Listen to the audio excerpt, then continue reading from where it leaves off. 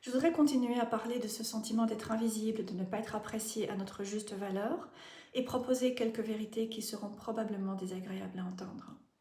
Alors, une des raisons qui peut faire que nous avons cette impression de ne pas être vus, d'être laissés de côté, de ne pas être appréciés à notre valeur, c'est parce que nous ne sommes peut-être pas aussi bons que nous le pensons.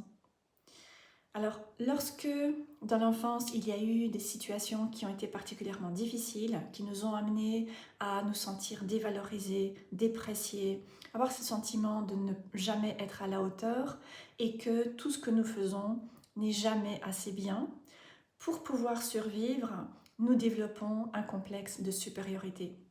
C'est-à-dire qu'en tant qu'adulte, eh bien, nous allons au contraire donner cette impression que nous sommes tellement doués, nous avons tellement de connaissances, tellement de capacités, si seulement les autres pouvaient le voir. Et donc nous allons constamment critiquer les personnes autour de nous. Et nous allons dire, par exemple, j'ai participé à une formation et c'était totalement inintéressant, je n'ai absolument rien appris. Et d'ailleurs, j'aurais moi-même certainement pu apprendre l'une ou l'autre chose aux personnes qui ont participé. Ou bien mon boss est un réel incompétent et je ferai son boulot vraiment mieux que lui si seulement on m'en donnait la possibilité. Mais la réalité, c'est que nous n'allons jamais nous mettre dans cette position qui va nous permettre de confronter ce que nous croyons. C'est-à-dire que nous n'allons jamais postuler pour le job de notre supérieur ou un autre job que nous convoitons. Et la raison pour laquelle nous faisons cela, c'est parce que ça nous permet de rester là où nous sommes.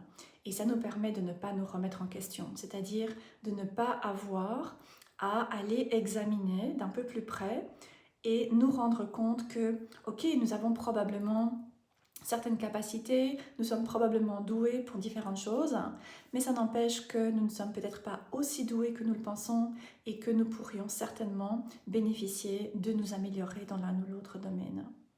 Et donc, nous avons tendance à critiquer les autres et rester là où nous en sommes jusqu'à ce que nous soyons suffisamment forts pour pouvoir nous permettre de confronter certaines réalités et ensuite de mettre en place ce qui sera nécessaire pour nous permettre de grandir.